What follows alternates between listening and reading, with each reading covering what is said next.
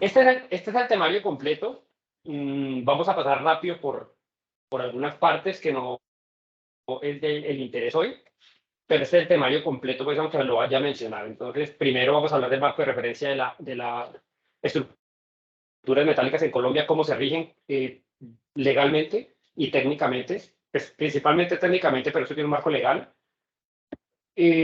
Hablaremos un poco del título y muy rápidamente para explicar lo que es supervisión técnica, que es un concepto muy particular de nuestro sector, de las estructuras metálicas, y hablaremos del título y unas definiciones ahí en las cuales voy a producir bastante poco hoy realmente. Y hablaremos de control de calidad y supervisión técnica, que son dos definiciones diferentes según esta normatividad, aunque se refiere a la misma acción, son diferentes. Juntas pernadas y supervisión técnica, que eso sí es lo que menos trataremos, porque voy a tratar cuando llegue a la parte tercera de irme a un ejemplo de qué pasa cuando uno hace un cambio cuando se cambia en la inspección de un proyecto o el ensayo de un proyecto o la supervisión técnica de un proyecto, dependiendo del tipo de uso, que es un concepto que se utiliza en la NSR. Empezar rápidamente. Esto no lo vamos a mirar en la parte 5. Empezamos con esto. En Colombia hay un reglamento sismorresistente que es el NSR 10. Está pronto a cambiarse. Bueno, eso viene como desde el 2018 que sale la versión nueva y no ha salido. Pero lo importante de esto es que es una regla, un documento legal, que es de obligatorio cumplimiento en Colombia y tiene diferentes títulos. Particularmente aquí nos interesa el título F, que es de estructura metálica, es el título I, que es de supervisión técnica, y por ahí algunos otros que podamos tocar para algunas cosas muy particulares, pero básicamente es título F. El código estructural de soldadura estructural de la Sociedad Americana de Soldadura es un documento obligatorio en Colombia porque la NSR así lo solicita. El código de práctica estándar actualmente está en versión 2021. La anterior era la versión 2012, un documento muy recomendado, muy necesario en el trabajo de estructuras metálicas en Colombia, porque es el que rige cómo se comporta, cuáles son las responsabilidades en una obra entre el cliente, el fabricante de estructura metálica, el montador de estructura metálica, y entonces ahí es donde se determinan diferentes responsabilidades y donde muchas variables o números o que utilizamos en la obra. Por ejemplo, cuando decimos que el plomo es L500 o H500, pues es extractado de allí. Dice cómo se calcula los pesos de la estructura metálica para el pago y liquidación. Toda esa normatividad. Este documento pues prácticamente es una adaptación muy cercana a la ISD 316 pues, que regula en Estados Unidos.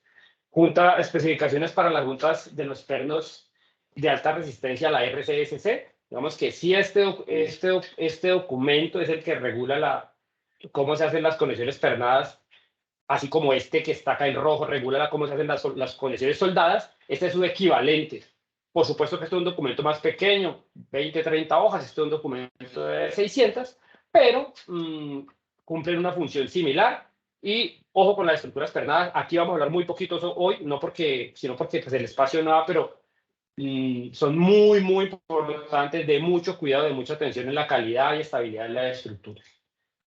Está la normatividad ASTM A6, en Colombia hay una adaptación fiel del ICONTEC, que es la NTC 4537, y este documento es donde están las tolerancias de la materia prima, de desde cómo se hace la solicitud de compra a un proveedor de hacer una ferretería, a cómo llega el material y cuáles son los requerimientos que deben tener. Esa información está en ese documento, fundamental para cualquier planta, planta de metalmecánica que haga estructuras metálicas en Colombia. Y hasta el complemento sísmico, el de 1.8, mucho que hablar de él, es una charla especial que teníamos, aquí la vamos a tocar muy rápidamente, solamente unas cositas porque pues tiene su particularidad. Además, en Colombia, digamos que lo aplicamos, digamos que en el conjunto de las empresas que en Colombia hacen estructuras metálicas, es el de más baja aplicación. Digamos que si el NSR se aplica, es tal vez el que más se aplica, luego se aplica menos otro poquito más el de 1.1, el código de práctica estándar, el de PERDO se aplica menos, El porque prácticamente aplicamos menos es el de 1.8. ¿Listo? Es un documento además que no es solito, él es hijo del de 1.1, se aplica en concordancia con el de 1.1, no funciona por sí solito. Bueno, supervisión técnica. Simplemente quiero decir al respecto de la supervisión técnica, perdón, alguna pregunta acá. Mónica, ¿estamos grabando o yo no empecé a grabar? No recuerdo. Sí, ¿Lo sí, tengo señor, que está hacer yo? grabando. Sí, bueno. Bueno, okay.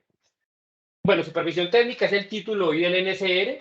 Ese título I, en Colombia tenemos un concepto que se llama supervisión técnica, que es parecido, pero que es diferente a la interventoría, por unas connotaciones legales que esto tienen. En el aspecto técnico son muy parecidos en lo que se hace, pero legalmente es diferente. De hecho, la normatividad, hay un decreto que salió a raíz del caso Space, determinó, por ejemplo, las diferencias. Por ejemplo, que quién es supervisión técnico, quién es interventor, no puede ser la misma persona natural, aunque si una persona jurídica puede ejecutar las dos actividades, pero son dos funciones diferentes. Entonces, la supervisión técnica es la que me interesa acá, no voy a hablar de interventoría. Esto es cómo está distribuido ese título en ese título I. Vamos a hablar algunas partes de él muy rápidamente. La supervisión técnica pues hace referencia a la construcción del sistema estructural de la edificación y a la construcción de los sistemas no estructurales. Básicamente, ¿qué es? Esto que voy a decir no es exacto, pero un supervisor técnico es el análogo a lo que es un revisor de diseño, conservando pues muchas salvedades acá. Cuando se hace un diseño, hay un revisor de diseño. Eso es una novedad que hubo en Colombia a raíz del SPACE, como les comentaba, con la ley de vivienda segura. Entonces, el supervisor técnico es como el análogo, es el revisor de la construcción. Eso es un supervisor técnico, básicamente, el revisor de la construcción, que la construcción se hace cumpliendo normatividad, especificaciones y diseño. Por eso, un supervisor técnico no revisa diseño, no interfiere con diseño, no tiene potestad sobre el diseño. Puede expresar, levantar la mano, pedir dudas, pero el diseño, hay un diseñador, hay un revisor de diseño, hay un director de obra, un constructor y hay un supervisor técnico. Para que lo entendamos, pues ahí muy por encima sin entrar en más detalles.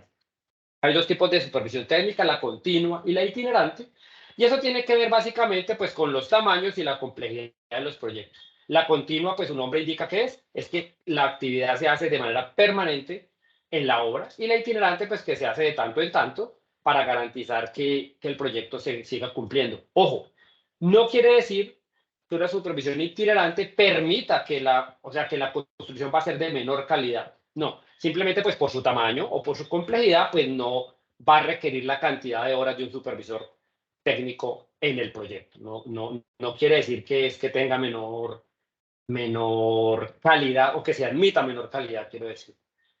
Bueno, están esas dos supervisiones técnicas. ¿Cómo se seleccionan? Dice en palabras más detalladas lo que yo acabo de decir, no voy a detenerme allí. El supervisor técnico tiene 12 responsabilidades. No me voy a detener en ellas porque quiero avanzar a otro punto, pero él tiene 12 responsabilidades. Desde aprobación del programa de control de calidad hasta este último, que es pedir una constancia de que la construcción se hizo cumpliendo los requerimientos. Y hay pues unas ahí que son muy lógicas, otras que pues no son tan evidentes, pero son importantes. Y tiene 5 controles que ejecutar. Tiene que hacer control de planos, control de especificaciones, control de materiales, control de ejecución y control de ensayos de control de calidad. Esto pues es una de las 12 responsabilidades, es hacer estos 5 controles. Un control de planos básicamente es que los planos tengan la información mínima para ser construida. Y hago énfasis en esto porque, digamos que estamos acostumbrados, incluso hay frases por ahí, pero lo que está en un plano es responsabilidad de quien firma el plano. Entonces, digamos que un supervisor técnico no tiene responsabilidad por lo que esté en un plano, esté correcto, no, eso es responsabilidad del diseñador y de quien lo firma, pero sí de que la información por lo menos sea mínima para adelantar la construcción. Control de materiales es muy evidente, pues lo que tiene que hacer, hay una tabla para ello, no, tampoco me detendré acá. Las especificaciones técnicas, sí, este es un documento muy importante, porque lo que hay que hacer es que de toda la normatividad hay ciertas partes que el proyecto debe cumplir, las especificaciones técnicas son ese documento, y el supervisor técnico, si bien no es el responsable de la especificación, sí debe recopilar la información para que exista una especificación técnica del proyecto. Es una responsabilidad del supervisor. Y esas especificaciones técnicas deben estar antes del inicio del proyecto, aprobadas y confirmadas por el constructor. Eso es, digamos que legalmente debe ser así. No es que las especificaciones técnicas no deben aparecer después. Decía que las especificaciones técnicas deben estar antes de que el proyecto inicie, aprobadas y firmadas. No deben aparecer después, como a veces sucede. Y que estaba diciendo que el ICCA, el Instituto Colombiano de la Construcción con Acero, tiene una guía número 1, que es la primera guía que emitió.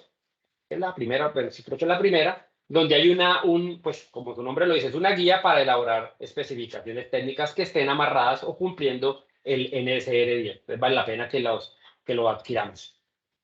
El control de la ejecución es lo normal de que ahí sí estamos acostumbrados, o sea, todos los controles que hay que hacer, todos los controles que se hacen sobre el proyecto, incluye todo, aunque sea estructura metálica, incluye todo, incluida la parte de cimentaciones, hasta que el proyecto se termine en todo lo que es estructural.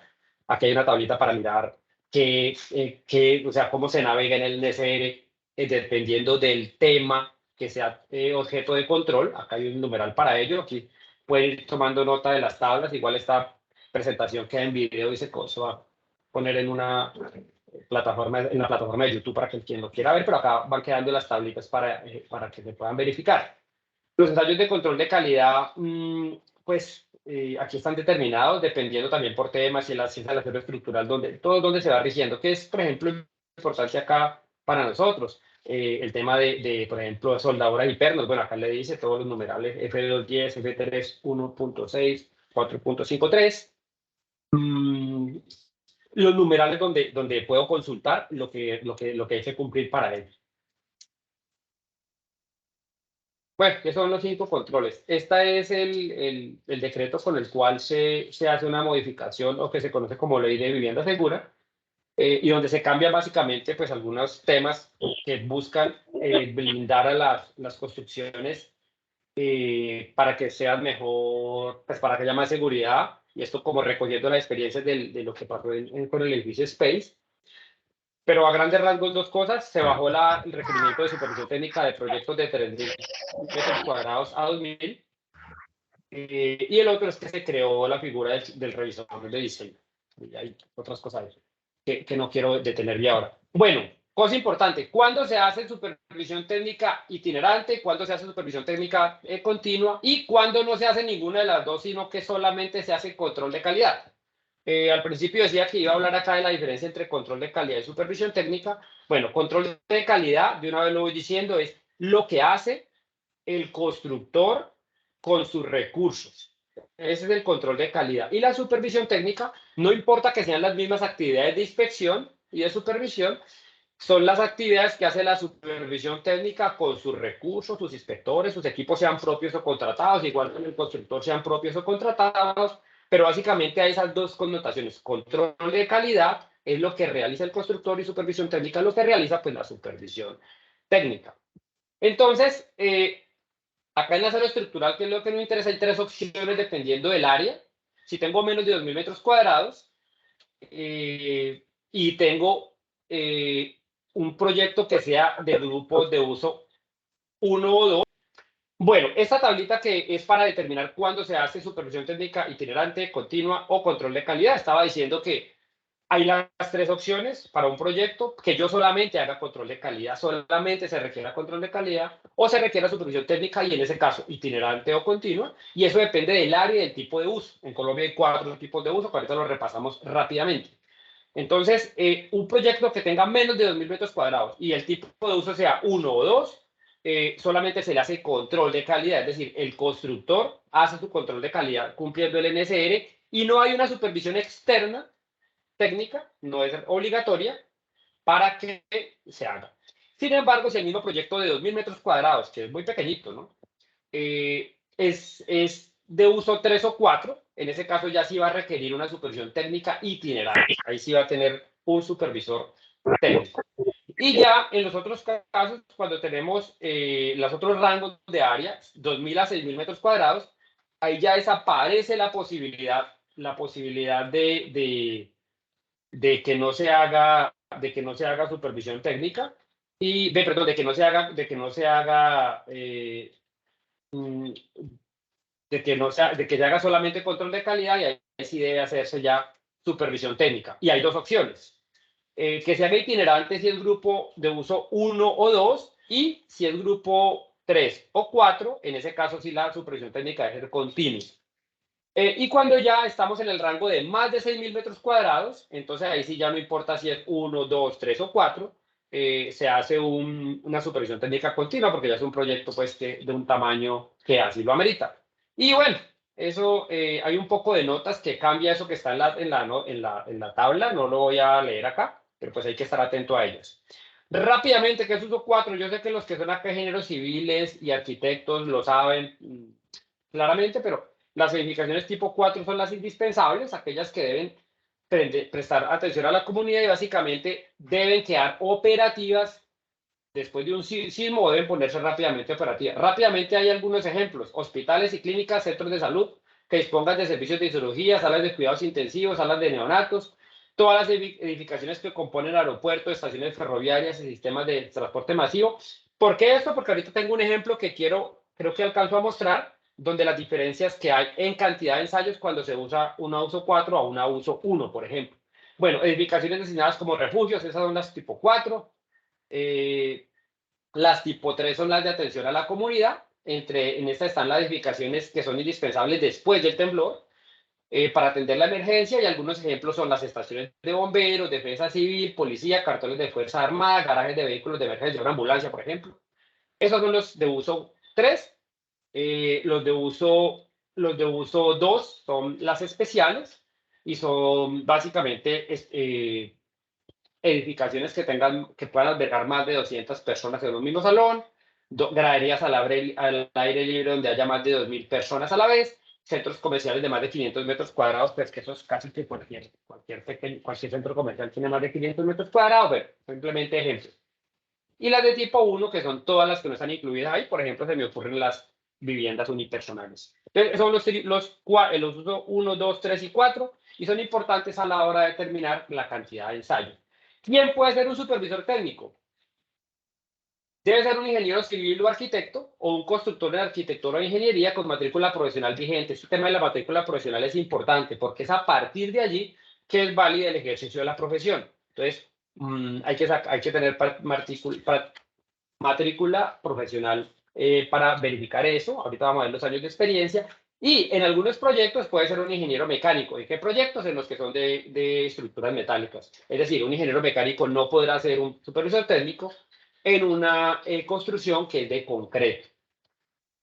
La experiencia mínima, mayor de 5 años, de que esté como profesional, contados a partir de la expedición de la tarjeta profesional, y debe ser laboralmente independiente del constructor. ¿Listo? Entonces no debe ser que la constructora designe, por ejemplo, a uno de esos ingenieros para que desarrolle la labor. Eso no está permitido, porque no habría independencia laboral. Entonces normalmente es una compañía, una empresa o un profesional que contratan para ello. No, ahí ya pues, aunque queda parecido, pero una cosa es, aquí dice laboralmente. Entonces pues, si se hace por otro tipo de contratación, podrá hacerlo. En cuanto al residente de supervisión técnica, pues un ingeniero civil o arquitecto, no hay, la experiencia es a juicio del supervisor, y para el demás personal no hay requerimientos. Entonces, atención con esto. Si es otro ingeniero, puede ser muy competente, pero realmente está limitado el ejercicio de la supervisión técnica a las profesiones que acabo de escribir allí. No voy a saltarme esto. Esto también me lo voy a saltar. Bueno, va a saltar también. Actividades de soldadura previas. Listo. Esto sí, en toda conferencia y charla que yo doy, los que hayan estado en alguna otra, saben, yo soy muy insistente con esto. Es el enfoque que la Sociedad Americana de Soldadura y que el NSR ha adoptado, y que la ISC en Estados Unidos ha adoptado, y es que las soldaduras se inspeccionan antes, durante y después de la soldadura. Yo en esto sé que soy muy reiterativo, pero ese es el enfoque que garantiza, o que puede garantizar, la calidad de una unión soldada. Entonces, pues hay una tabla en la 2.14.5.1, hay 14.5.1, 5.2 y 5.3. La 5.1 es la de las actividades previas de soldadura. Y es todo lo que hay que hacer antes. Es decir, no está bien en los proyectos en los cuales la estructura ya están terminando, ya van a pintar, ya van a aplicar la losa, ya van a poner la cubierta y llaman a una empresa de ensayos a que haga la estructura o el supervisor técnico lo contratan allí. Eso no es correcto porque no se puede garantizar una soldadura solamente por las actividades posteriores. Hay que hacer unas actividades previas y están aquí listadas. ¿Cómo se lee esta tabla para los que entren? Pues es muy fácil realmente, no creo que tenga mucha dificultad en entenderse. Acá se describen las actividades que son de control de calidad y recuerden que dije que control de calidad es las actividades de supervisión y calidad que desarrolla el constructor con sus propios recursos y acá son las que desarrolla el supervisor técnico. Entonces no es que se haga una u otra, sino que se hacen ambas con diferentes recursos, control de calidad por el constructor, supervisión técnica por la empresa de supervisión técnica que esté asignada al proyecto. Y acá está pues lo que hay que hacer, hay una P y una O. La P es que es para cada miembro junta y la O es que es aleatorio. Aquí vemos que hay que es 100%, disponibilidad de procedimientos de soldadura. Ambos deben verificar 100% que cada junta que se desarrolle en el proyecto tiene su procedimiento de soldadura. Es cada junta, porque es una P. Disponibilidad de los certificados del productor por los consumibles de soldadura. O sea, toda la soldadura que se aplique debe verificarse que están los certificados del productor de esos consumibles, tanto por el control de calidad como por la supervisión técnica. Y el resto de actividades sí son aleatorias para esta parte previa a la soldadura y que es una parte muy importante y es bastante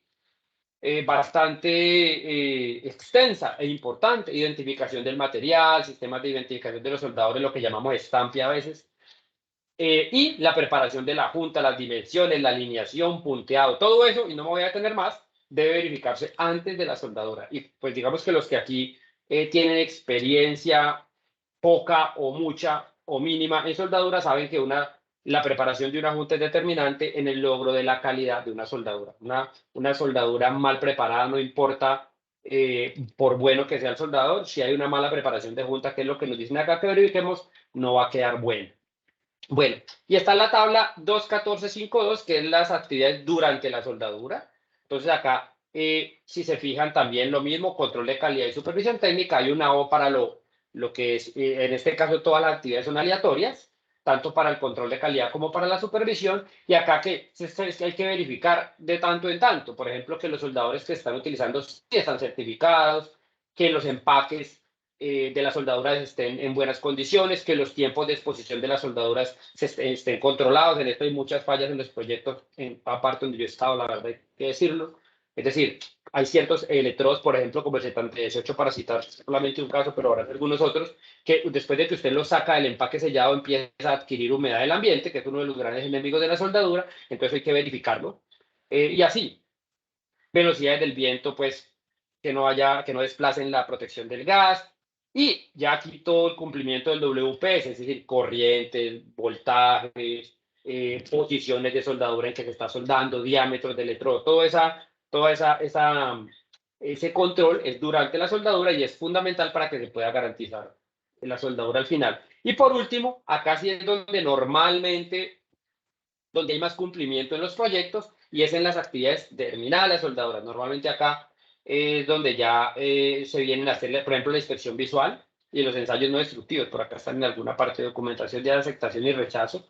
Entonces acá es al contrario, acá solamente es aleatoria la limpieza de las juntas, pero el resto de actividades es P en cada miembro junta. O sea, a cada miembro junta hay que mirarle tamaño, longitud y localización de las soldaduras. Yo en eso pues muy reiterativo también, este no es el espacio para ello, pues porque no voy a profundizar tanto, pero no quiero dejarlo pasar.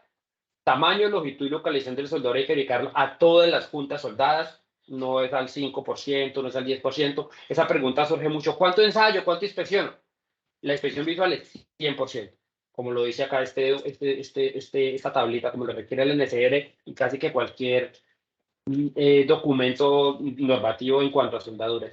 Y estas son pues las discontinuidades que son aceptables o no. También hay que verificar 100%, golpes de arco, son acá que no voy a referirme ahora, remoción de platinas, todo eso es 100%. Y aquí se cumpliría el requerimiento de antes, durante y después. Mónica, hasta ahí quiero saber si hay preguntas en el chat para contestarlas o arranco con un nuevo tema. Sí, tenemos unas preguntitas ya. Vamos, La primera es de Juan David Gómez. Pregunta precisamente qué porcentaje de soldaduras debe ser evaluada por el constructor y qué porcentaje por el interventor según la NSR 10. Bueno, más abajo pregunta es, corrige como ensayos. ¿Qué porcentaje de ensayos? Listo, ese es el tema que sigue. ¿Cuál otra hay por allí?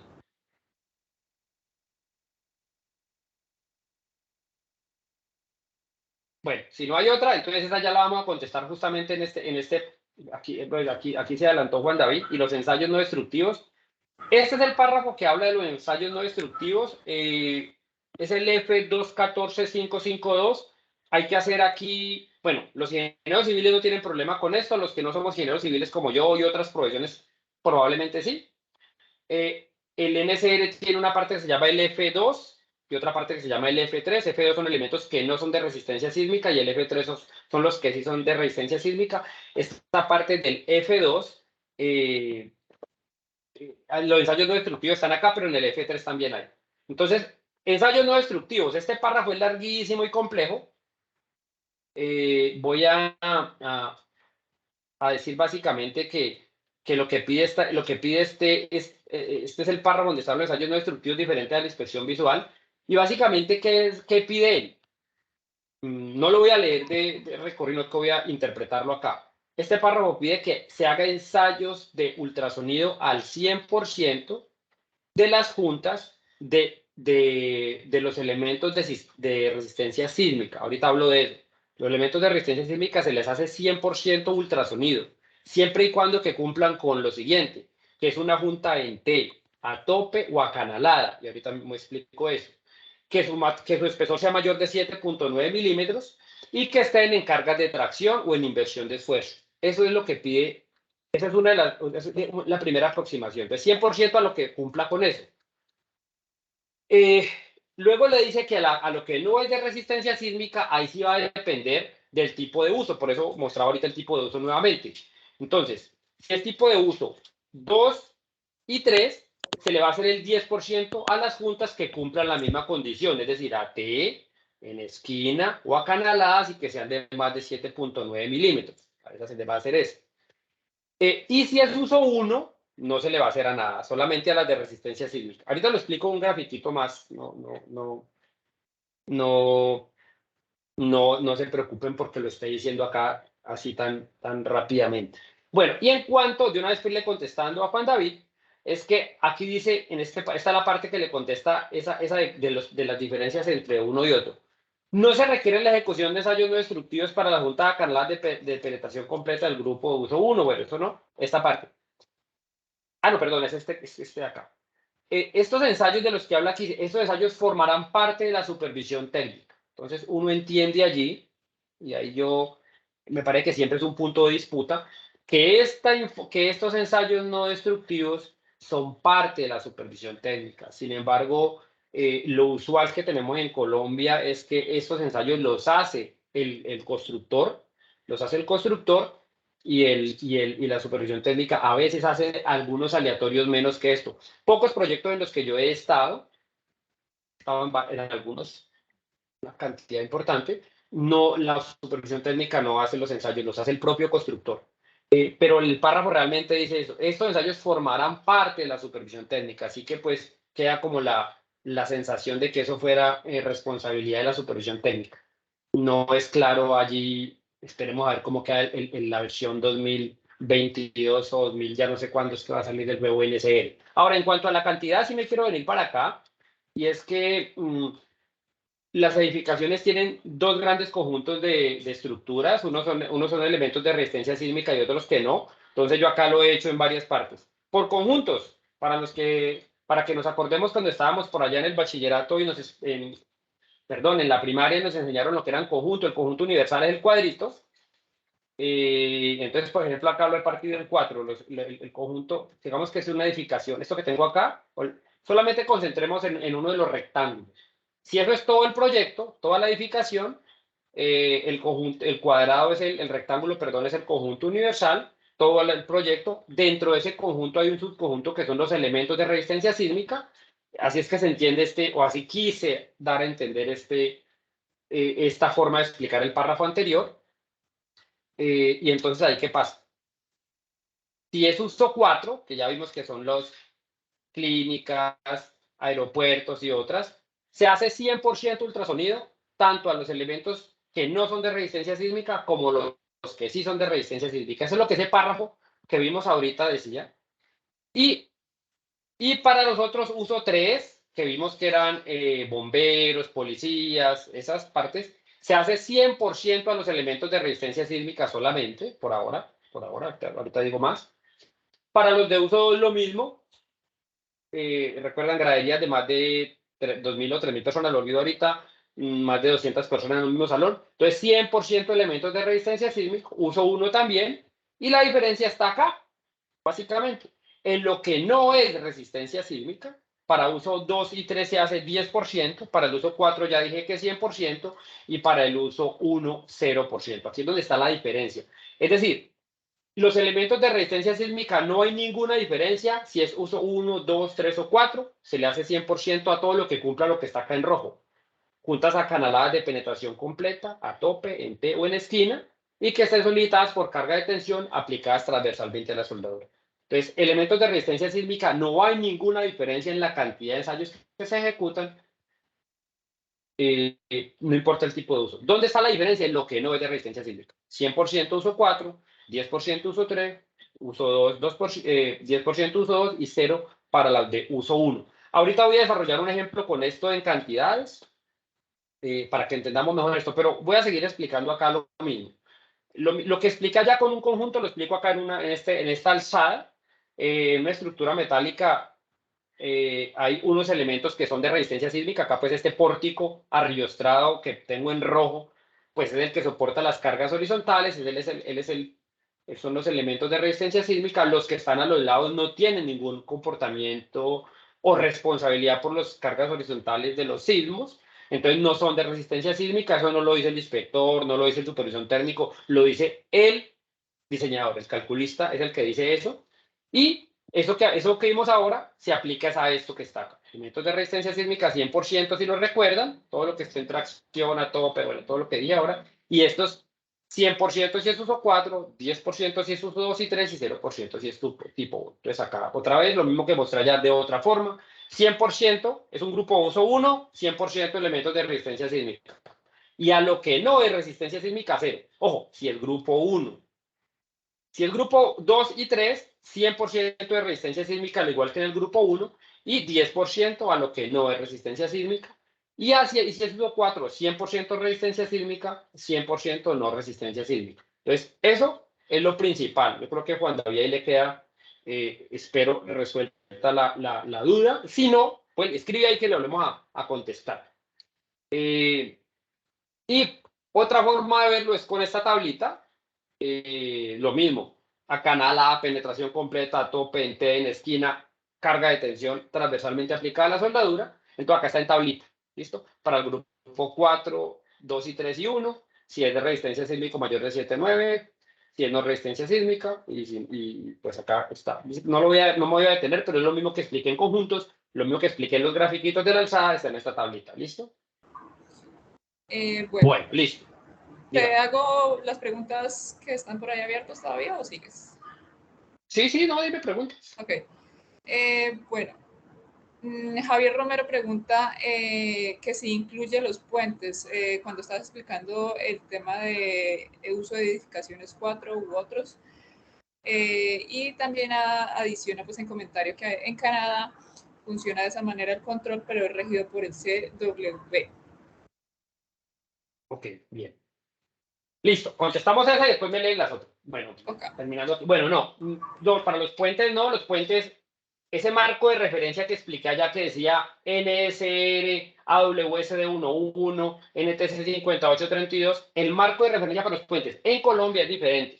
En lugar de NSR, el marco de referencia es el Código Colombiano de Puentes que es vigente del 2014, y ese documento llama el AWSD 1.5 y ese es el que determina cómo que se rige pues todo lo que corresponde a la soldadura de los puentes. En cuanto a las juntas pernadas, sí es el mismo RCSC. Y en los otros documentos es parecido, le aplica a ambos. Digamos que, pero sí es diferente. Tanto el diseño, porque las cargas son diferentes, las consideraciones son completamente diferentes, y pues yo no soy el experto en cálculo, porque no lo soy ingeniero mecánico y no tengo las competencias para ello, pero sí es diferente. Y la soldadura, y el de 1.5 es un código bastante diferente del de 1.1. De hecho, tenemos una charla que por ahí la tenemos, va a quedar en YouTube, donde quede esta está montadita, esa también. Y es completamente diferente. Allá no hay uso 1, 2, 3 y 4, no. Allá existen los puentes, y el puente sí tiene una cosa que es análoga a lo que acabo de explicar acá de elementos de resistencia sísmica y elementos de no resistencia sísmica. Es que allá hay unos elementos que son redundantes y elementos no redundantes. Entonces los elementos no redundantes tienen un tratamiento diferente a los elementos que sí son redundantes, y hay que hacerle unas cosas que llama plan de fractura crítica. Y pues digamos que es análogo aquí también. Los elementos de resistencia sísmica, acá no lo voy a mencionar, pero se fabrican y se inspeccionan diferente que los elementos que no son de resistencia sísmica. Entonces hay como una analogía, pero no es lo mismo. O sea, no hay que de pronto dejarse ir por allí y aplicar esta normatividad que es solamente para edificaciones, tiene un alcance muy definido y no aplica para puentes. ¿Listo? Bueno, y sí, no es un CWI, sino que es el... Gracias. Bueno, ¿alguna otra pregunta, Mónica? Sí, tenemos una de Pedro Barahona. Dice, tengo una pregunta: en algunos códigos de la AWS mencionan QA y mencionan QC. La pregunta es, según su exposición, ¿quiénes serían estos? Ok, listo. Es diferente. Sí, el QA y el QC, digamos que es un término que se utiliza transversalmente en muchas industrias, no solamente en soldadura. Pero QA es aseguramiento de calidad y QC es control de calidad. Digamos que el aseguramiento de calidad es un proceso más grande que tiene el control de calidad al interior. El aseguramiento de calidad incluye documentación, planificación, las auditorías, y el control de calidad es más técnico y más de las inspecciones y el control propio del producto o del proceso. Entonces, el control de calidad, entonces, es muy común que en los sectores petroleros o del tipo ASME se hable del QA/QC, del proceso QA/QC y de la persona que ejecuta el QA/QC. De hecho, se le llama, digamos que contratan a un QA/QC, y esa es, digamos, una forma transversal en que eso se llama. En este caso particular acá, aunque se llama control de calidad, es como ese control de calidad que aparece acá en esa tablita que mostraba ahora. Es un tema muy específico para este código, en el sentido de que es el control que hace el constructor. Aunque sean las mismas actividades de control de calidad que haga el supervisor técnico, no se van a llamar control de calidad porque las hace el supervisor técnico y se van a llamar actividades de supervisión técnica. Entonces, digamos que en ese sentido se sale un poquito de esa definición de QA/QC que estamos acostumbrados, sobre todo en otros sectores o en otros códigos, más bien en otras industrias, no en otros sectores. Pero no, ese QA/QC al que te refieres es un término genérico transversal a las actividades de control, aseguramiento en diferentes proyectos. ¿Alguna otra cosa, Mónica? ¿Otra pregunta? Una última pregunta. Para el caso, bueno, de Juan David Gómez, para el caso de puentes, ¿todo elemento es de resistencia sísmica? No, allí en los puentes hay los elementos, no se dividen en resistencia sísmica o no resistencia sísmica para estos efectos, sino que se dividen en elementos que son redundantes y elementos que no son redundantes. Entonces, los elementos que son redundantes, y hay una definición allí, pues básicamente los elementos que no tienen quien soporte su carga si ellos fallan, y pueden llevar el colapso del puente. Estos elementos tienen un control diferente, y digamos que seguramente, pues no soy diseñador y me da pena aquí de pronto cometer una imprecisión. Seguramente hay elementos que seguramente todo el puente es de resistencia sísmica porque debe resistir sismos, no lo sé. No sé qué sea y qué no sea resistencia sísmica. Lo que quiero decir es que la aproximación al control de los ensayos y de la fabricación y de la selección de los electrodos, como pasa aquí en las edificaciones, se hace desde esa aproximación de qué es un elemento redundante y no redundante y cuáles no. Y se tratan diferente, pero seguramente los elementos allá pues son de resistencia sísmica, muchos, no sé si todos, pero no es digamos que esa no es la forma en que se determina la cantidad de ensayos, pues, ¿listo? Esa es como la respuesta a eso. Mónica, si hay más, entonces las hacemos ahorita y me las guardas ahí y ahorita volvemos a parar. Quiero entrar a este tema porque lo mencioné mucho ahorita y lo dije en palabras y quiero mostrarlo en gráficas. Juntas a tope, para que se cumpliera lo que dije ahora, juntas a tope o en T o en esquina. Acá esta es una junta a tope. Este dibujito que está acá, este dibujo son juntas a tope. Estas que están acá arriba como las que están abajo son juntas a tope. ¿Por qué? Porque hay dos planos que están sobre el mismo plano y que están topados, es el nombre que da la W, es decir, que por sus bordes se tocan, cuando sus dos bordes se tocan se llaman elementos topados. Esos son juntas a tope. Estas son juntas a tope. Es uno de los requerimientos para poder aplicar lo que dijimos a otro. Lo otro son juntas en T.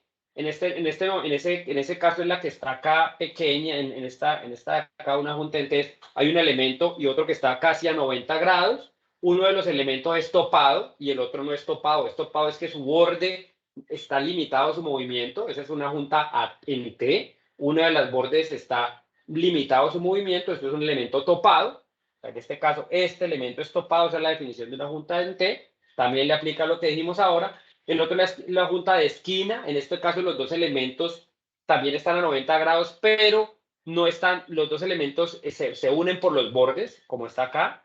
Esta es la diferencia entre este y este. Entonces, básicamente, estos elementos, eso era como para mostrar con dibujos lo que estaba diciendo allá en esa definición. Entonces, cuando están a tope, en T o en esquina, a tope, en T o en esquina, y están en tracción, están estos de acá, en tracción, estos que están acá creo que les puse las dos opciones, entonces les aplica lo que dijimos ahora del ultrasonido al 100% o al 10% o al 0%, y cuando están en compresión no, por eso puse este dibujito acá. Eso aplica para cuando están en tracción o en inversión de esfuerzo. Aquí, aunque sean juntas a tope o en T o tengan inversión de esfuerzo, si están a compresión, no aplica lo que dije. El párrafo es claro. A tope, en T o en esquina, que estén a tracción o en inversión de esfuerzos, y que esos esfuerzos sean transversales a la junta, no lo he repetido tantas veces como debería, pero pues lo digo acá. Eso es para lo que aplica esto. Bueno, y entonces ahora, ¿qué quiero llegar? Quiero llegar a este ejemplo. Quiero mostrar un ejemplo de cómo cambia las cantidades de ensayo dependiendo de el tipo de uso del elemento o incluso de los espesores de los elementos. Entonces, bueno, miremos este ejemplo. Digamos que estamos en un proyecto cualquiera y no pensemos en el proyecto, sino que pensemos en la planta de fabricación donde están 20 vigas. En este caso voy a hablar de 20 vigas en IPE 400. IPE 400 pues es una viga que tiene un peralte de 400 milímetros. Digamos que como está en la figurita, esta que está aquí en una junta superior, una junta inferior, vamos a llamar junta 1 y junta 2, y listo. Entonces ahora vamos a utilizar este ejemplo de las 20 vigas de ese tipo para ilustrar lo que pasa con esas cantidades. Entonces miremos el caso 1. Es un hospital. Si es un hospital, lo que quiero ilustrar con eso es que el hospital es uso 4. Entonces, las vigas que están ahí, el lote de vigas son elementos de resistencia sísmica para el ejercicio. Entonces, caso 1, las mismas 20 vigas en IPE 400 para resistencia sísmica de un hospital, que es uso 4.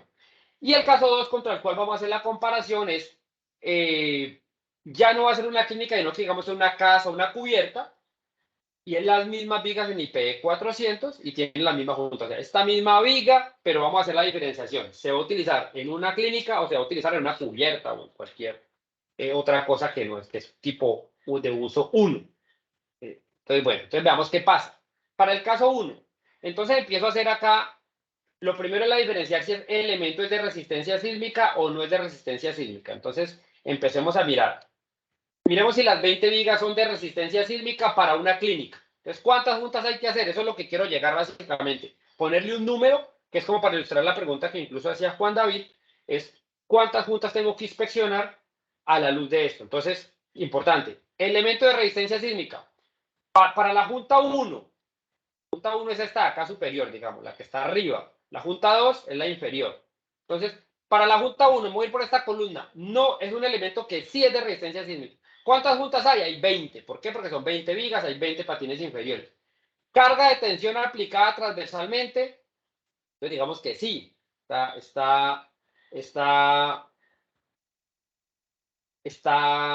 Tiene una carga de compresión. Junta de penetración completa, sí es junta de penetración completa. Junta a tope, el teo en la esquina, sí las hay en los bordes, porque eso tenía unos patines. Es mayor de 7.9 milímetros, una IPv400 tiene 13.5 milímetros. ¿Requiere ultrasonido? Sí, sí, porque cumple ese requerimiento. Ese requerimiento de todos los requerimientos que están. Entonces, ¿cuántas hay que hacer? Hay que hacer 20, porque es uso 4 y hay que hacerle a las 40 juntas. ¿Listo? Al patín inferior le hacemos el mismo chequeo. Son 20, está en tensión, juntas de penetración completa, sí. Es a tope, sí es a tope. Tiene más de 7.9, sí, tiene 13.5 milímetros. Entonces cumple los 4 requerimientos. Entonces sí, hay que hacerle a las 20 porque es uso 4. Entonces son 40 juntas que habría que inspeccionar. Entonces de las 40 juntas que hay en ese proyecto, hay que hacerle a todas. ¿Listo? Se le hace a todas las juntas. Miremos si esas 20 vigas para la misma clínica no son de resistencia sísmica. ¿Listo? Entonces no son de resistencia sísmica. La junta, el patín superior. Entonces esta carga de tensión aplicada transversalmente no, porque está con presión, entonces no la tenemos en cuenta, ya no cumplió. Cumple las otras, pero no cumplió el primer criterio, no está con presión, entonces no le vamos a hacer a ninguna. Junta F2, la inferior. Esta cantidad de juntas 20, está en tensión aplicada transversalmente sí. Junta de penetración completa sí. Es a tope sí. Es mayor de 7.9 milímetros sí. Entonces cumple los 4 requerimientos, le hacemos 20, hay que hacer a las 20 patines superiores. Entonces, para una clínica, si tengo elementos de resistencia sísmica, debo hacer las 20 juntas inferiores y las 20 juntas superiores. Si es no de resistencia sísmica de lo que estaba por fuera del conjunto restante, entonces le hago a la mitad, solamente a los patines inferiores. Entonces, vemos acá solamente como el cambiar de que sea de uso 4, de que sea de resistencia sísmica, a ser de no resistencia sísmica, se baja a la mitad la cantidad de juntas. Yo siempre le digo a todo el mundo, no piensen en lo que cuesta el ultrasonido de un proyecto. Eso no es lo más costoso. Lo que cuesta es que usted sí pueda liberar rápidamente las áreas de producción. Entonces, lo que quería mostrar acá es que cambiar en un uso 4 de resistencia sísmica a no resistencia sísmica me pasa de 40 a 20 juntas. Ahora miremos si es en el grupo de uso 1. Entonces, IP400, los mismos espesores, lo que sigue siendo lo mismo, lo que cambió es que es el tipo lo único que cambió fue el tipo de uso. Ya no es una clínica, sino que es tipo de uso 1. Recuerda que para elementos de resistencia sísmica pedía el 100%, entonces no voy a hacer cambios, no voy a volver a chequear todo porque eso no cambió. Son las mismas 40 juntas, pero acá cambia ya, porque a mí me dice el uso 1 que no le haga, o sea, que le haga al 0% lo que no es resistencia sísmica. Entonces acá, si inspeccionaba 60 juntas, acá voy a inspeccionar 40. Entonces, acá 40 y 20, 60 juntas de todo el proyecto y aquí voy a inspeccionar solamente 40 juntas. Entonces, ese es el cambio que me hace el cambio de uso. Eso es lo que quiero mostrar, cómo cambia el uso del proyecto, cómo cambia la cantidad de ensayos. Aunque fuera el mismo lote, si es de resistencia sísmica tengo una cantidad, si no es de resistencia sísmica tengo otra cantidad, y si es de uso 4 tengo una cantidad, y si es de uso 1 tengo una cantidad diferente. En este caso paso de 40 a 20 y a 0. Resistencia sísmica hago 40, no resistencia sísmica hago 20, y si cambio de uso hago 0. ¿Listo? Ese es el ejercicio que quería ilustrar acá para lo que está en el uso 2, perdón, lo que está en el F2, ¿listo? Ahí quiero parar si hay preguntas, porque voy a meterme en otro temita acá. Preguntas allí. Sí, señor. Tenemos de Diego Fernando Aristizábal y de Agustín Perdomo. Son preguntas similares. Buenas noches. Muchas obras solicitan la revisión bajo inspección visual y por métodos de tintas penetrantes y o partículas magnéticas. ¿Qué porcentaje aplicaría en estos métodos superficiales en una obra bajo este código? Gracias. Ok, listo. No lo tengo en la otra presentación, de pronto ahora lo muestro. Es una cosa que pasa bastante en las obras. Inspección visual, sí, 100%. El porcentaje es 100%. Bueno, no sé si irme a la diapositiva otra, no quiero complicarme, pero vamos y la miramos.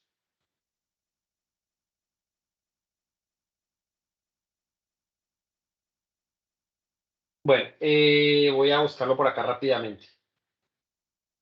Aquí está, para mostrarlo. Inspección visual, actividades de inspección de soldadura terminada. Mire, tamaño, longitud y localización de la soldadura, P.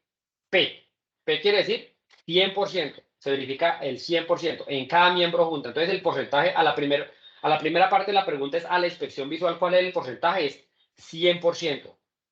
Tanto por el control de calidad, o sea, por el que construye la obra, como por la supervisión técnica. Por ahí hay un párrafo que dice que se pueden complementar, sí, pero realmente la responsabilidad del que construye el proyecto es hacer inspección visual 100%. Y de la supervisión técnica, hacer inspección visual 100%, cada miembro o elemento. En cuanto a las tintas, hombre, las tintas realmente cuando uno se viene a mirar la normatividad, voy a devolverme otro poquito. Cuando uno lee este párrafo, lo que es que yo sé que ahorita yo no lo leí, pero acá dice, antecito de esto dice ensayos no destructivos y dice esto, ensayos no destructivos para junta a canales de penetración completa. Y le habla de ultrasonido, no le habla de tintas. ¿Dónde se utilizan las tintas penetrantes? Que sean obligatorias por el NCR solamente cuando tengo una cosa que se llama accesos de soldadura, nombre correcto, nombre vulgar, pasos de ratón. Es cuando tengo una viga aquí y se le hace acá cuando la va a soldar con otra viga y se le hace este huequito acá. Esto es unos IPs en miradas de lado, pues, ¿no? Entonces, en estas vigas, cuando esta alma, no recuerdo ahora si es 50 milímetros o 38. Cuando tengo espesores por encima de eso, de un alma, o sea, es una viga muy grande. Para que una viga tenga 50 milímetros o 38 acá, creo que es 38, no lo recuerdo ahora, es allí donde se pide que se hagan tintas penetrantes o partículas magnéticas. De resto no se solicita en las edificaciones, en el NSR no se piden. Entonces, en muchos proyectos, sí hay sí es usual, muy usual, que a uno le soliciten tintas penetrantes. Pero realmente eso no es un requerimiento de norma. Lo que la norma le pide es inspección visual 100%, como lo vimos allá en esa gráfica, 100% la inspección visual. Los líquidos penetrantes usted los puede utilizar como una ayuda. Entonces, yo sé esa pregunta porque esa pregunta me la hacen mucho. ¿Qué porcentaje le hacemos a esto? Esto, pues no, esto no hay una norma. Entonces uno dice, yo digo, entre un 10 y un 30%, pero eso es un número que yo me saco de la manga. Eso en ninguna parte lo dice la norma. No dice ni que es 5, ni que es 10, ni que es 0. Lo único que ella le dice a uno es que cuando esto sea, esto que está acá, tengo estas almas de más de 38 milímetros 50, quedo ahí con la duda, dejo ahí la duda más bien, le pide ahí. Entonces no hay un porcentaje para eso, no lo puede ser, no lo puedo pedir. Digamos que ese sería un requerimiento a ponerse de acuerdo entre la supervisión técnica, el propietario y el fabricante, porque no es un requerimiento de norma. ¿Listo? Creo que ahí con eso contesté. ¿Hay otra, Mónica? Tipo de uso. Entonces, listo, vimos que hay 3 casos.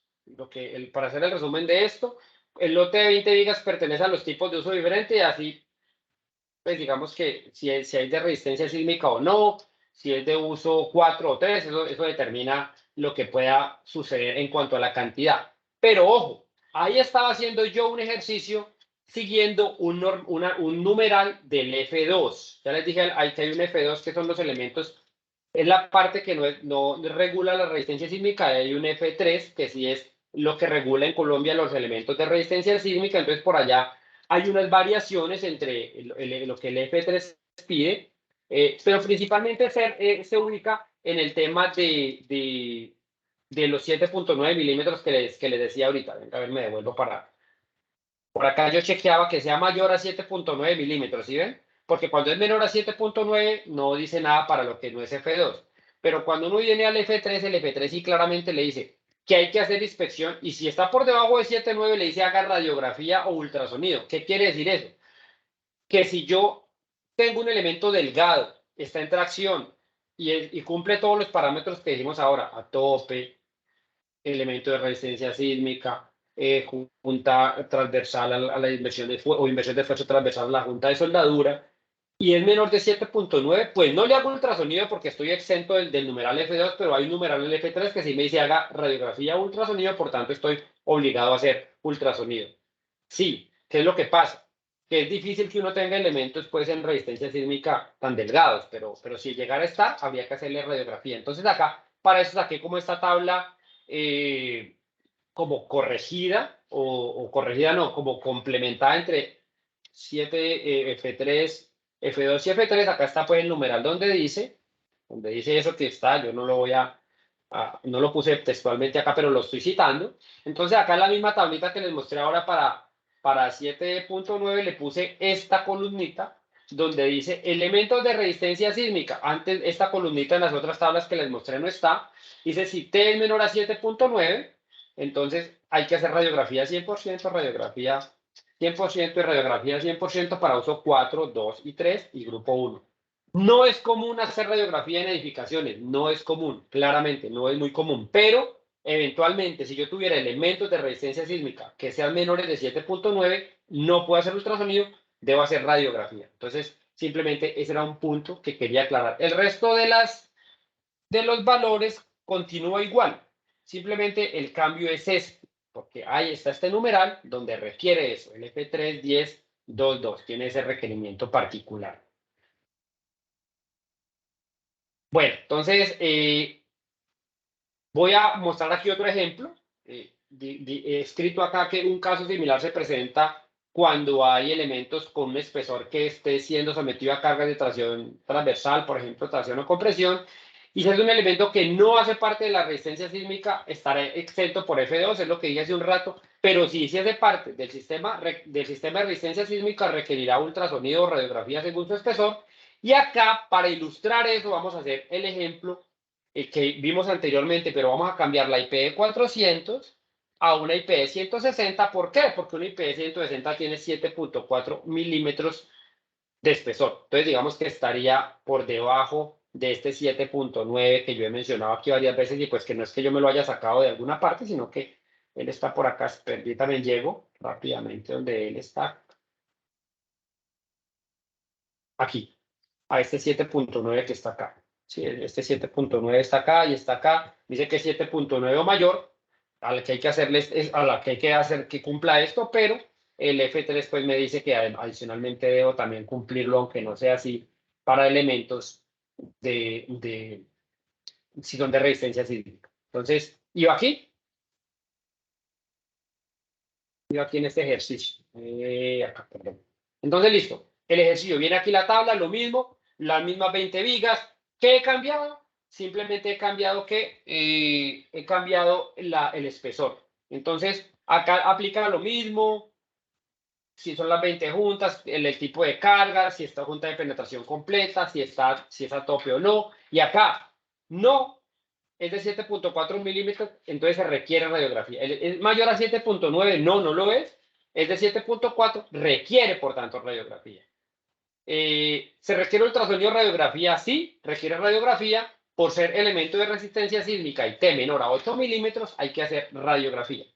Y bueno, la cantidad es lo mismo, el 100% es 20. Entonces, ¿en qué cambia esto con respecto a la otra tabla que vimos cuando era IP 400? que aquí decía 40 juntas con ultrasonido, acá cambia 40 juntas con radiografía. Y eso, para los que están acostumbrados a contratar, a utilizar ensayos, saben que es bien significativo la diferencia. Tiene mayor costo, pero más allá del costo del ensayo, que es el que algunas veces a la gente le preocupa, y yo insisto en que es el que menos preocupa o debe preocupar o impacta, es que cuando yo hago radiografía normalmente tengo que desalojar las plantas, los resultados se demoran, entonces esto tiene un efecto difícil sobre el proyecto en cuanto a su logística. Entonces, aquí cambió. Y cuando ya nos venimos para que no es elemento de resistencia sísmica, pues listo, por acá, no, donde me interesa llegar a este punto es donde hablo donde, donde hablo del espesor, acá no, dice espesor mayor a 7.9, no, es de 7.4, no, es de 7.4, entonces no tengo que hacer nada para ese elemento porque no es de resistencia sísmica. ¿Por qué? Porque ese requerimiento de que un elemento que sea menor de 7.9 se le haga ensayo es del F3, elementos de resistencia sísmica. Los elementos que no son de resistencia sísmica en el NCR están en el F.2, entonces no les aplica este requerimiento adicional, que es lo que estoy realmente queriendo mostrar aquí, que eso tiene incidencia. ¿Listo? Y acá, el mismo ejemplo donde le he bajado de IPv 400 a IPv 160 y he cambiado el grupo de uso, pues pasa lo mismo. Realmente ahí no hay un gran cambio, porque por acá vuelve y aplica lo mismo. Es un elemento de resistencia sísmica, entonces toca hacer radiografía. Y por acá, pues pasa lo mismo. No es de resistencia sísmica, no tiene efecto. ¿Por qué? Porque el F3 solamente me va a cambiar los elementos de resistencia sísmica. Entonces acá ya me había pedido el 100 y ya pues no me puede pedir más del 100. Entonces no pasa eso. Y en este acá, en los que no son de resistencia sísmica, no tiene ningún impacto el F3, por tanto no hubo ningún cambio. Entonces, en un resumen rápido, se está acabando el tiempo, pero un resumen rápido. Cambia. Si yo tengo un elemento, la cantidad de ensayos cambia. Depende del tipo de uso, si el elemento es de resistencia sísmica o no es de resistencia sísmica y cosas como el espesor, el tipo de carga, todo eso tiene incidencia en si le hago o no le hago los ensayos. Por eso en ese lote de 20 vigas que seleccionamos. Ok, bueno, entonces voy a repetir. Voy a repetir como para darle cierre a esta parte de las diferentes lotes que analicé y es lo siguiente. Primero, la cantidad de ensayos se ve afectada por el tipo de uso, por el grupo de uso del lote que estoy analizando. Entonces, si es uso 4, 3, 2 o 1, tiene una incidencia en la cantidad. Segundo, si el lote es de resistencia sísmica o no es de resistencia sísmica, tiene otro efecto. Y por supuesto, cosas como el tipo de junta, si es a tope, si es en T, el espesor me determina cosas como el tipo de ensayo que yo tenga que realizar. Por tanto, hay que tener muy en cuenta todo eso porque o sea, cualquier cambio de estos que yo estoy mencionando acá tiene una incidencia en el proyecto. Más allá de lo que cuesten los ensayos, que insisto, no es lo que debería uno preocuparle, sino la logística y lo que esto cuesta. Por ejemplo, lo dije antes, cualquier jefe de producción, si acá hay jefes de producción, estarán de acuerdo en que parar un turno de una planta es muy costoso. Así no sea un jefe de planta, voy a cambiarle el parámetro. Un director de proyectos, un cliente, que cuando usted llame a decir por qué está retrasado el proyecto, le digan que es que no hubo turno porque están haciendo ensayos de radiografía o de ultrasonido o los ensayos están saliendo mal. Entonces, esto tiene mucha incidencia en el proyecto. Entonces, importante tenerlo muy en cuenta. Normalmente la gente en los proyectos no especifica esto bien y la cantidad de ensayos queda como al libre albedrío allí entre el cliente, el interventor, sin que se utilice este marco de referencia que es una ley de la República Colombiana que nos dice cómo hay que ejecutar esto. Entonces, por un lado, hacia la cantidad de más, lo que hay que hacer de más y lo que puede costar en dinero, en tiempo y en logística cuando se hace mal hecho, pero por otro lado, lo que sucede, si estamos subestándar, si hay un cumplimiento subestándar de la normatividad. Eso es lo que pasa. Pasamos de 40 juntas, de 60 juntas de ultrasonido a 40 juntas de ultrasonido a 40 juntas de radiografía. Todo eso cambió solamente por cambiar el tipo de uso o que el elemento fuera de resistencia sísmica o no. Voy a entrar a un último temita acá, que es en la reducción de la cantidad de ensayos, pero antes quisiera saber, Mónica, si hay preguntas. Tenemos una pregunta de Diego Fernando Aristizábal. ¿Un peaje en qué grupo de uso estaría? Okay. No lo sé. Pues la respuesta, digamos que se encuentra en la... Uy, empezando que yo no sé si un peaje tiene licencia de construcción porque está en una vía, no lo sé, pero digamos que es el diseñador el que determina eso. Pero si me lo pregunta a mí, así digamos que yo dónde lo pondría, yo lo pondría en grupo de uso 1, pero realmente no soy yo quien lo debe poner, sino que en la licencia, si hay licencia, porque lo que es infraestructura creo que no tiene licencia y acá los ingenieros civiles que tramitan licencias y en curadurías podrán saberlo mejor que yo, pero yo pensaría que un peaje hay que asimilarlo a un grupo 1. Yo creo que eso es más o menos lo que sería, pero realmente es la licencia de construcción la que dice y en los planos de diseño es donde dicen. Y eso de una vez me recuerda un tema que pensaba tocar al final, pero de una vez lo voy a lanzar y es fundamental para poder hacer un buen ejercicio de control, aseguramiento y supervisión técnica de un proyecto de estructuras metálicas, tener la información adecuada por parte del calculista, que es quien normalmente la normatividad le carga la responsabilidad de darnos la información. Entonces, ¿qué información? Tipos de uso, o sea, uno no puede decir que hace un plan de calidad o ejecuta una supervisión técnica o hace un buen trabajo, ni siquiera de fabricación, si no sabe el tipo de uso, porque ya vimos que eso le determina por dónde me voy. ¿Cuáles elementos son de resistencia sísmica y cuáles no son de resistencia sísmica? Porque eso me determina los porcentajes de ensayo que también hago. Y cuáles juntas están en tracción y cuáles en compresión, porque eso también determina cuáles hago qué cantidad de ensayos. ¿Eso dónde está?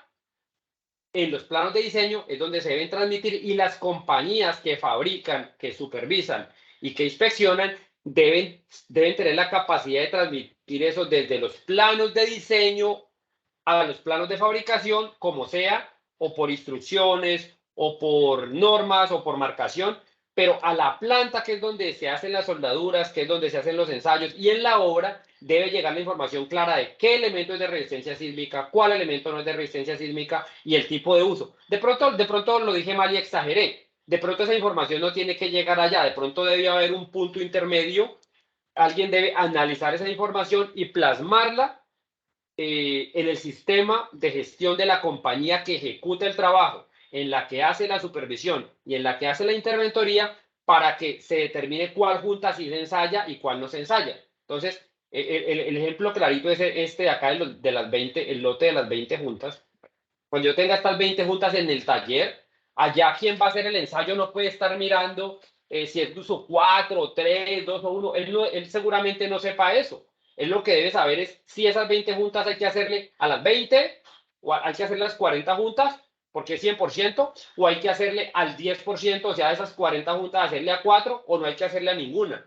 Y si hay que hacerle ultrasonido, hay que hacer la radiografía. Entonces, la compañía que ejecuta el trabajo, la compañía que hace la inspección, la compañía que hace la supervisión técnica debe garantizar que esa información llegue al sistema para que se desarrolle de manera adecuada, porque eso hay que programarlo, ejecutarlo, a la junta hay que limpiarla, si hay que radiografiar hay que separar el área, entonces eso debe, el control de calidad o el QAQC que aplicaría aquí, como lo hacía en alguna pregunta ahora, debe garantizar que el proyecto tenga esta información. Entonces, pero lo que quiero resaltar es lo siguiente: responsabilidad del calculista, entregar esa información en sus planos de diseño de manera clara e inequívoca. Y responsabilidad de los restos de participantes en el proyecto, entender eso y plasmarlo de una forma, en un sistema, ojalá de calidad, que garantice que esa información llega a la planta, llega a los talleres y llega a los sitios de montaje para que se desarrollen de manera adecuada. Entonces, creo que el ejemplo es ilustrativo. Las 20 juntas están ahí y uno no tiene forma de saber a cuántas le hago, a 40, a 20, ultrasonido o radiografía, si no se lo dice a alguien que pudo haber analizado toda esta información. Entonces, ese es el punto allí. Para la pregunta del peaje sería así: desde los planos. ¿Y es qué pasa eso? La pregunta que se me es pertinente porque es que uno no sabe, uno le pasan esos planos allí y en ninguna parte dice tipo de uso, si el elemento es de resistencia, cuáles son los de resistencia sísmica y cuáles no son de resistencia sísmica, si están en tracción o no están en tracción. Entonces, eso es. Pero les voy a contar en un proyecto que estuve que era muy juicioso en la ingeniería. Y era un proyecto con ingeniería canadiense. Y simplemente en todos los planos de fabricación, en la junta, en la junta del plano en el símbolo de soldadura de los planos de fabricación, él decía RS o decía no RS, ya no me acuerdo cuál era la sigla que utilizaba, pero usted claramente sabía si esa junta había que hacerle, y acá le decía, no sé, UT 100%. Entonces, era una forma, es lo que yo les digo, era la forma en que la ingeniería en que esa compañía tomaba la ingeniería y toda esta información de gestión de calidad y la plasmaba en un documento que llegaba al taller. Entonces, esta es una forma de hacerlo. Hay que ser juiciosos con esto. Yo realmente les quiero decir, solamente lo vi en esta compañía que le estoy diciendo. En otra compañía que con Ingeniería Nacional vi una cosa similar, pero son pocas las que he visto, ¿listo? Los que están acá estarán de acuerdo conmigo que uno normalmente ni siquiera este símbolo de soldadura está o no está en todo o no está bien hecho. Eso es una realidad acá. Entonces, pues para darle como ese matiz a eso. ¿Listo? El tema de la cantidad de ensayos, ya les dije que ya nos quedan poco menos de 10 minutos. La cantidad de ensayos, dije que hay 100% y 10% y 0%, ¿no? 100, 10 y 0. Pero está este numeral, que nos dice que es posible reducir la cantidad de ensayos por ultrasonido. Entonces, ojo a las empresas juiciosas. Cuando un diseñador estructural así lo apruebe, hay que tener buenas relaciones con el diseñador estructural, les recomiendo que lo inviten a tomar tinto, se permite una reducción del porcentaje de puntas que se ensayan por ultrasonido. Entonces, se puede bajar de ese 100 y ese 10. Vamos a ver, dice, cuando el porcentaje básico sea el 100%, se reduce hasta un 25%, se permite reducir hasta un 25% por cada soldador, siempre y cuando el porcentaje de rechazos calculado, el número de soldaduras que se encuentran, defectos inaceptables, sea menor al 5%. Entonces, por soldador. Entonces, ¿cómo funciona esto? Soldador 1, soldador 2, soldador 3, soldador 4. Soldador 1 tiene rechazo del 10%. ¿Qué hago con el hombre? Le sigo inspeccionando el 100%. ¿Listo? Soldador 2 tiene rechazo del 3%. A este señor puedo pasar de estar en 100, puedo pasar a hacerle al 25 solamente. Y así, soldador 3 tiene el 8. Pues él está en el 100 y sigue en el 100. En el 100%. Ya no era hasta el soldador 4, que creo que quedó suficientemente explicado. Entonces, mensaje aquí, dos mensajes. Primero, es muy rentable hacer dos cosas. La primera, tener soldadores buenos que tengan rechazos por debajo del 5%. ¿Estar por debajo del 5% es fácil? No. Se logra con un buen soldador, pero no solamente eso. Acuérdense que el control es antes, durante y después. Con un buen soldador, con un buen WPS, con buen control de las preparaciones de junta, con un buen control durante la ejecución de las variables de soldadura y con realización de ensayos que usted mida para poder decir, no, a mí sí me da por debajo del 5, ¿ya? Es importante. Y con un buen QAQC, que lo mencionaron ahora. ¿Para qué el QAQC? Para que él sí esté midiendo que este porcentaje cuánto es. Si yo no tengo quien mida eso, pues no sé. Entonces, esa es la primera parte aquí, la noticia buena. La noticia preocupante, aquí esto acá para... Esta que sigue, este otro párrafo. Incremento del porcentaje de juntas que se ensayan por ultrasonido. Entonces, recuerden que hay 100, 10 y 0. Miremos cuando es 10%, ¿qué pasa? Para las estructuras del grupo de uso 2 y 3, donde el porcentaje básico por ultrasonido sea del 10%, el porcentaje básico de ensayos para un soldador incrementará hasta el 100%.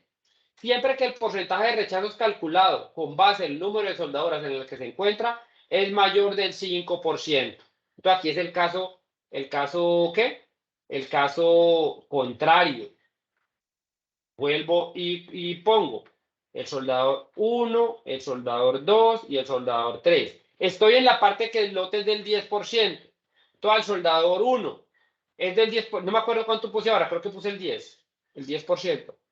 El 10% de rechazo de un soldador. Y él le estábamos inspeccionando solamente al 10, es decir, él hizo 40 juntas,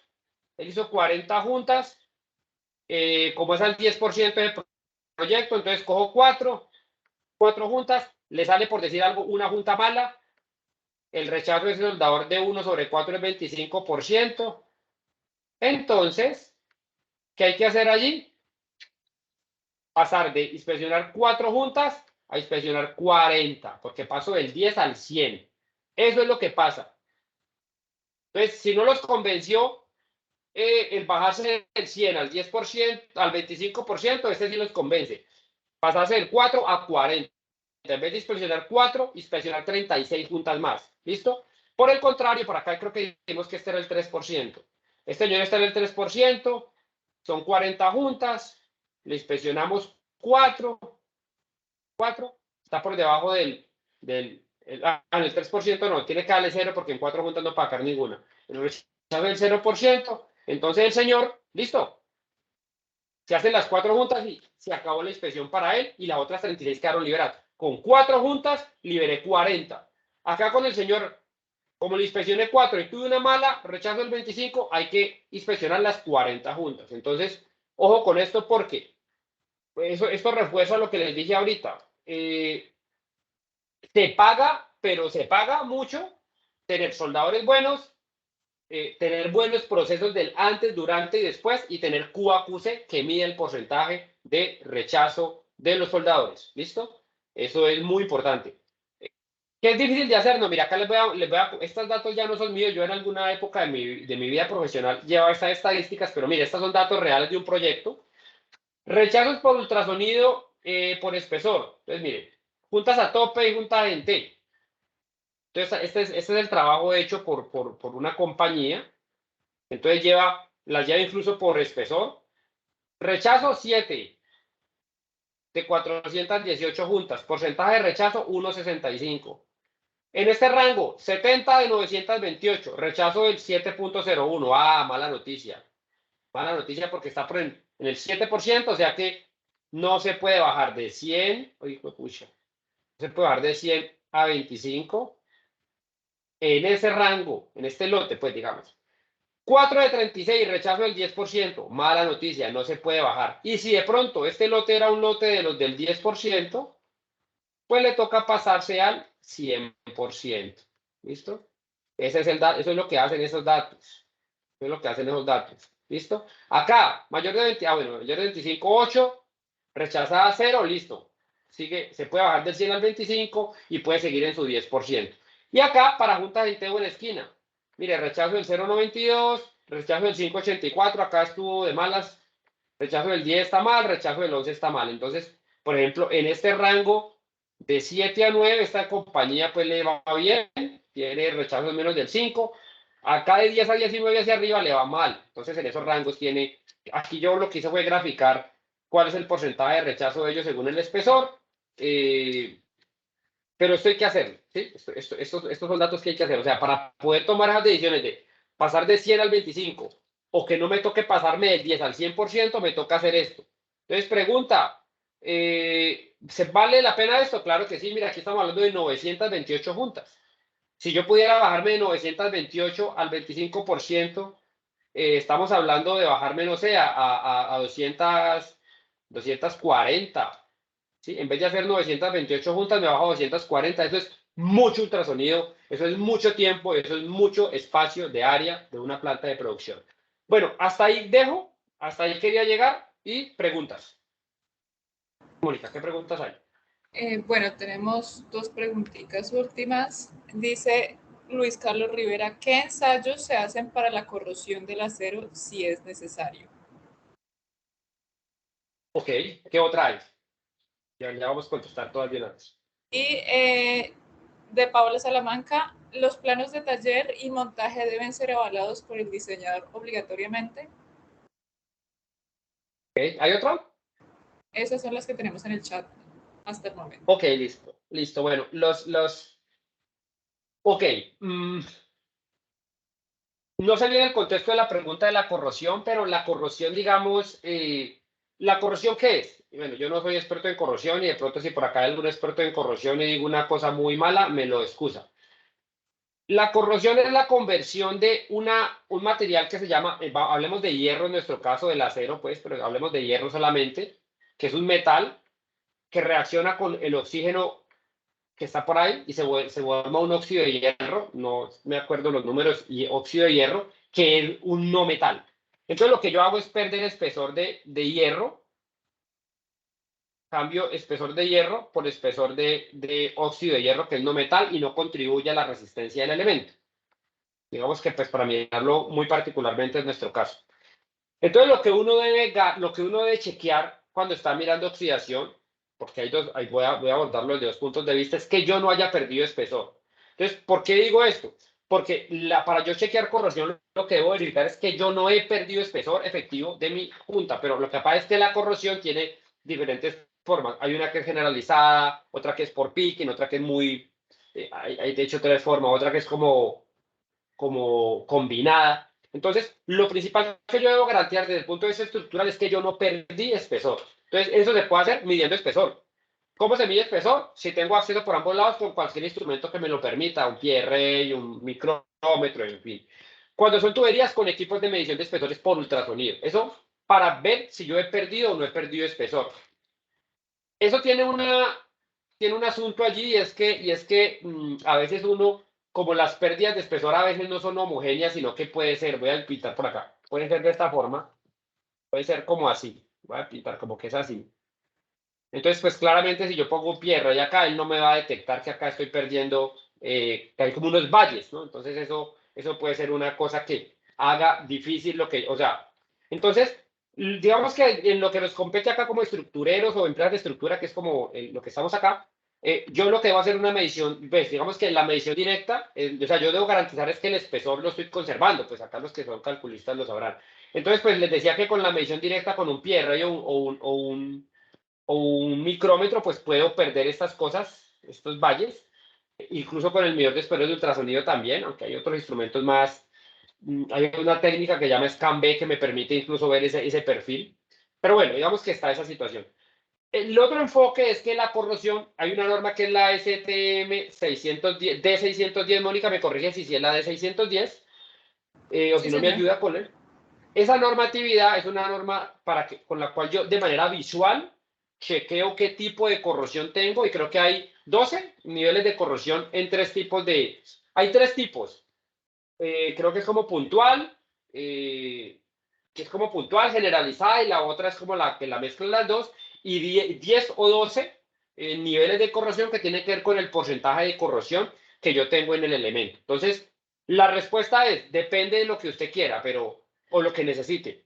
Visualmente se hace con esta norma, seguramente hay más, pero esta norma es una buena herramienta para ello, donde usted la categoriza. No le dice qué hacer, no le dice cuándo lo acepta y cuándo no lo acepta.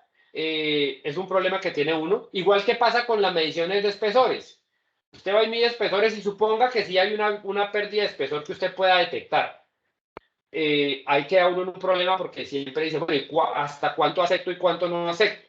La respuesta es que en normas no hay. Eso debe ser un tema que habrá que modelar nuevamente con un diseñador para que él determine si ese espesor que se ha perdido me pone el elemento por fuera de cumplir los factores de seguridad que ellos tienen o no. Pero la forma de verificar corrosión es esa, por medición directa con los instrumentos que mencioné o indirecta con también los que mencioné y visual con este. Y la otra, ¿me la recuerda la otra pregunta, Mónica, por favor? La otra era, ¿los planos de taller y montaje deben ser avalados por el diseñador obligatoriamente? No obligatoriamente, en mi opinión, creo que no lo pide la normatividad. Eso es un tema que lo que se debe garantizar es que lo que se fabrique corresponda con los planos de diseño. Entonces hay un tema más grande porque hoy en día el código de práctica estándar considera que un diseñador puede entregar un diseño de tres tipos. Uno, no lo recuerdo ahorita cuál es el 1, cuál es el 2 y el 3, pero hay uno, digamos, donde el diseñador entrega todos los elementos y todas las conexiones diseñadas.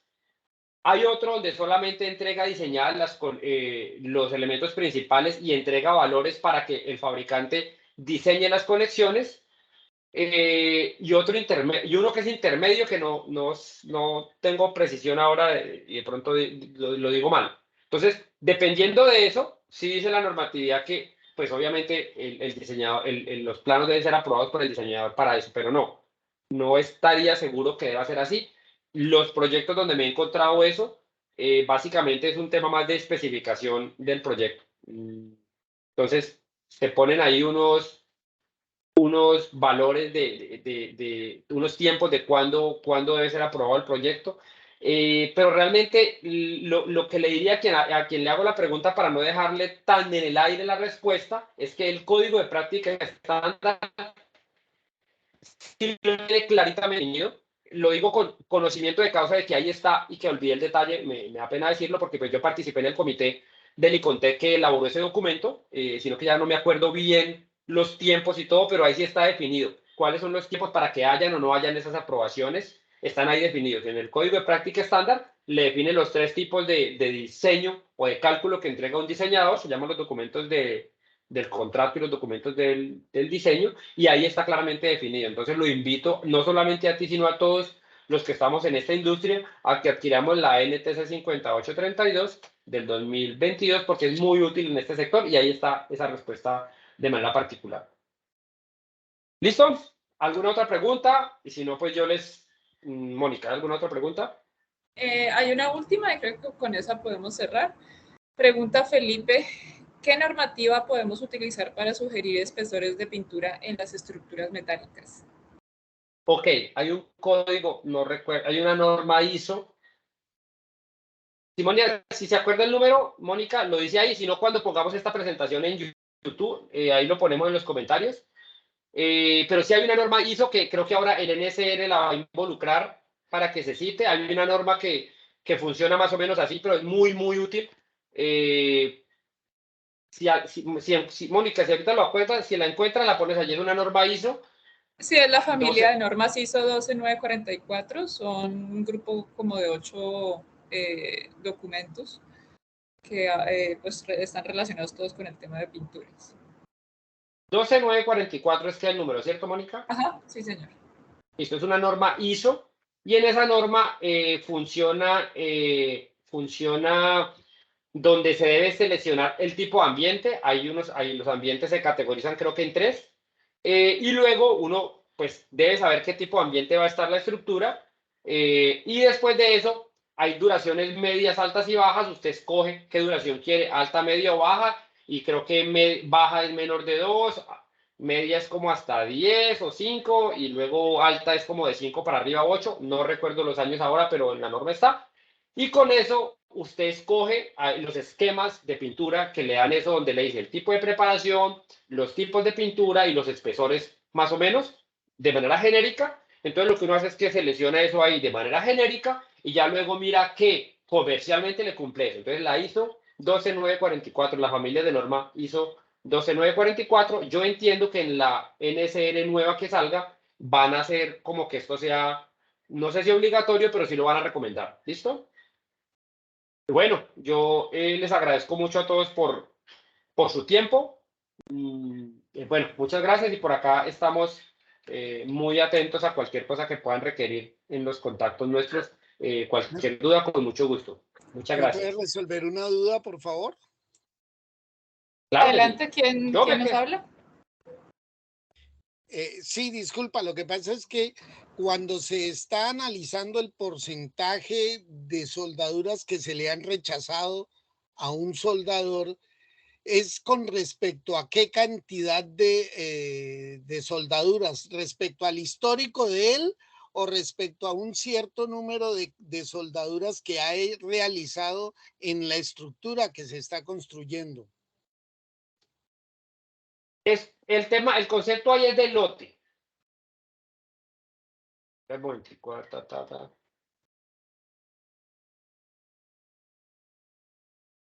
Listo, aquí no lo dice claramente, pero ¿cómo debe funcionar?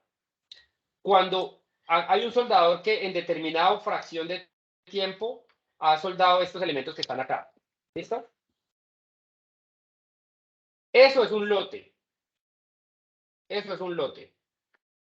Y es ahí. Digamos que estos elementos que están aquí, que el soldó, son elementos de los que hay que hacerle al 100%.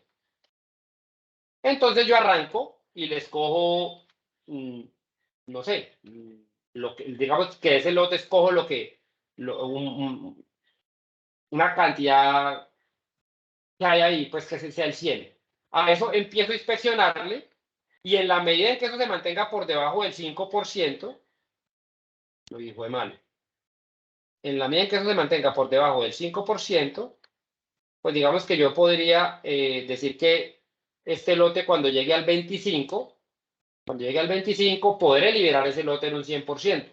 Es decir, que el soldador no está condenado, ni tampoco está premiado a que por un histórico le dé siempre, sino que es para determinado lote. Digamos que mi soldador viene con un histórico y siempre él tiene 5, bueno, por debajo de 5, entonces de aquí para adelante yo solamente, ya digamos, está premiado, no es, yo a un lote lo cojo y ahí funciona. Algún lote, no sé en qué parte está, pero creo que son lotes de 48 horas de trabajo. Incluso en esta misma NSR dice que, por ejemplo, lo tiene en cuenta. Sigamos, si tengo soldadores muy largos, cada 150 milímetros de soldadura lo considero una junta para calcular esos porcentajes. Es decir, que tengo un patín de 2400, un alma, pues digamos, un patín de 2400, pues lo divido entre 150 y eso me da el número de juntas que yo tengo en cuenta para ese cálculo, ¿sí? Entonces, claro, porque yo por ejemplo, recuerdo que estuve en un proyecto y eran láminas, perfiles de 2400 y habían rechazos de 1 centímetro y entonces un interventor que tenía allí, pues que era bastante particular, entonces decía que el rechazo era del 100, porque la junta toda estaba mala. No, yo cada 150 milímetros lo considero una junta. Entonces, digamos que yo tenía en esa junta de 2400, por acá un defecto, pues ese tramito de 150 estaba rechazado, pero el resto estaba ok. Entonces, así se calculan los lotes. ¿Listo? Mil gracias. Con todo gusto. Bueno, yo encantado de estar aquí. Muchas gracias a todos. Y estamos aquí, pues, como les decía, muy atentos para cualquier duda que puedan hacer. Nos escriben y con mucho gusto. La verdad que nos gusta mucho. Y nuevamente, muchas gracias por su tiempo. Muchas gracias, Mónica. Muchas gracias, Román.